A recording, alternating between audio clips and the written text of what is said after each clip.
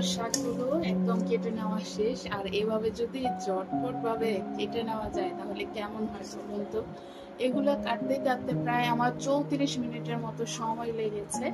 হ্যাঁ, তো যাই হোক, অবশেষে কেটে নেওয়া শেষ হলো। আর এই শাকগুলো আমি রান্না করব চিংড়ি মাছ দিয়ে। আর এটা হবে তরকারি।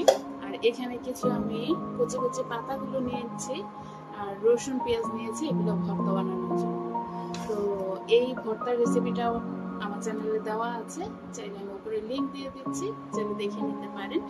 অনেক মজার হয়ে থাকে, অনেক মজার হয়ে থাকে। আর এই দুইটাই আমার অনেক পছন্দ, লাউ শাক আমার অনেক পছন্দের। তো আপনাদের কেমন লাগে অবশ্যই কিন্তু কমেন্টে জানাবেন। আর আপনারা কি মাছ দিয়ে এটা খেতে পছন্দ করেন অবশ্যই বলবেন। আমি এটা চিংড়ি মাছ দিয়ে রান্না করবো, আমার কাছে খুবই ভালো লাগে এই লাউ শাকটা। তো ধন্যবাদ সবাইকে, সবাই ভালো থাকবেন, আল্লাহ হাফিজ।